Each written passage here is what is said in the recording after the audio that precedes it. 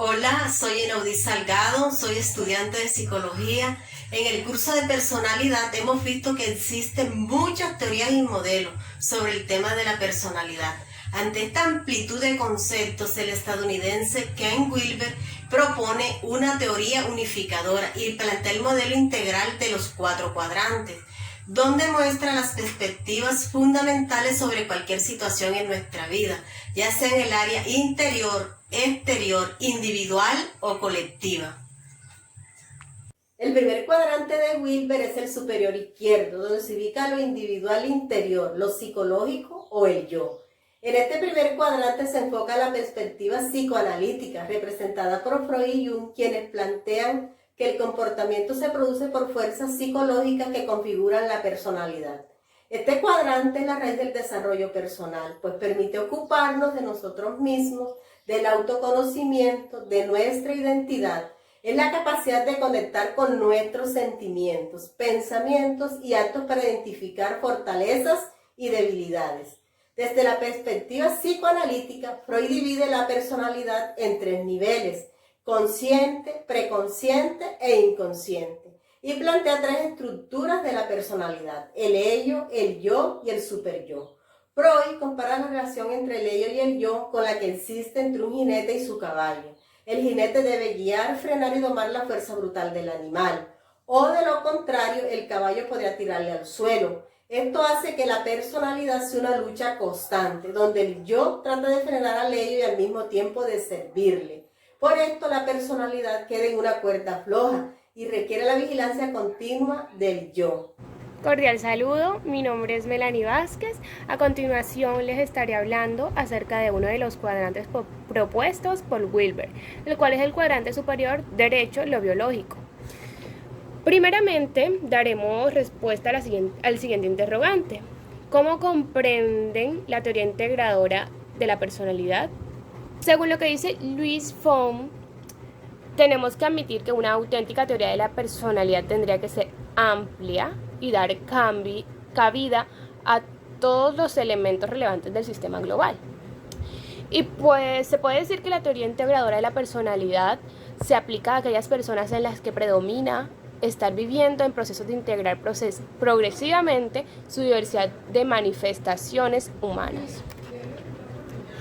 Ahora sí, definición del cuadrante. Existe un sistema límbico en el cerebro humano que permite la vivencia de emociones. Perspectiva de los rasgos. Los rasgos se proponen como una convicción de hábitos que determinan la conducta y permite explicar la personalidad. Perspectiva de los rasgos desde Catlett propone la medición de los diferentes tipos de rasgos para predecir la conducta. Albor reconoce los sistemas psicofísicos del individuo que determinan la manera cómo se ajusta el ambiente, configurando así una forma única de organización de la personalidad.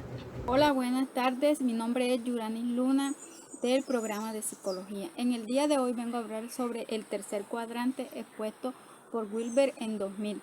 Cuadrante inferior izquierdo, colectivo interior, lo cultural, nosotros.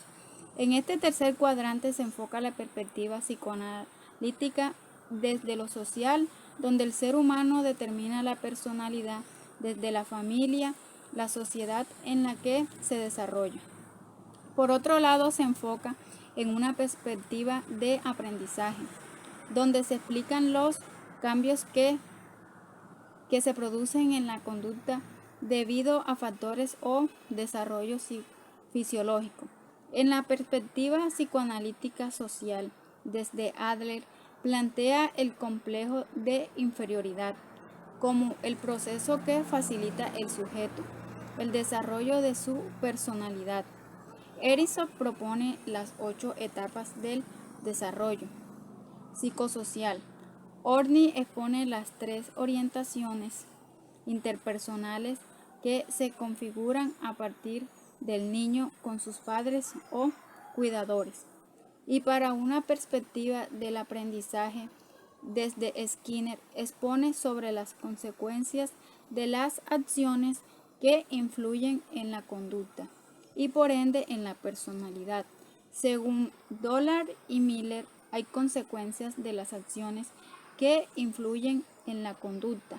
Para estar, la personalidad está dada por las conductas aprendidas que surgen de las interacciones del entorno, lo biológico, lo cognitivo y emocional. Y para Rotter considera el control interno y externo, locus del control. Saludos, soy Efraín Avendaño Montes, estudiante del curso Personalidad, grupo 22, dirigido por la tutora Mabel Goretti Chala Trujillo.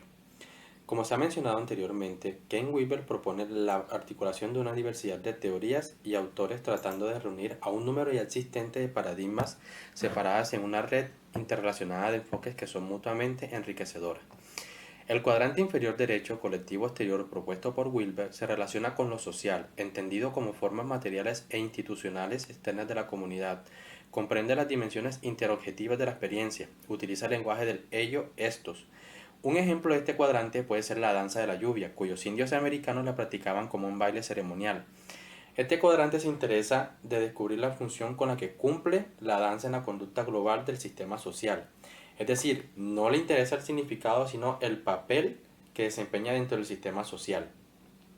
La propuesta integrativa para el análisis de la personalidad del cuadrante inferior derecho es la perspectiva cognitiva del aprendizaje social, el cual acoge teorías de la personalidad propuestas por Kelly, Bandura y Mitchell.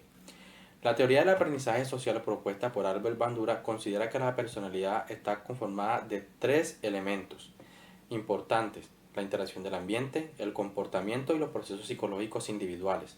Considera que el aprendizaje es aquel que se adquiere a través de la observación de las conductas de los demás individuos, produciendo que la conducta del observador sea modificada u obtenga un nuevo aprendizaje a base de la nueva experiencia observada. Los incentivos refuerzan la conducta obteniéndose un buen desempeño, pero no son exclusivamente necesarios para el aprendizaje. Uno de estos ejemplos es el experimento que él realizó, conocido mundialmente como el experimento del muñeco bobo, donde se demostró que las personas obtienen un aprendizaje sin la necesidad de un reforzador. El experimento dio como resultado que los niños comenzaran a imitar espontáneamente las conductas que anteriormente habían observado en la película y, como se predijo, los niños que observaron el modelo castigado imitaron la acción en menor proporción. En cambio, no se mostraron diferencias conductuales a los niños que tuvieron como modelo a la persona premiada y a la persona que no recibió ningún tipo de reforzador.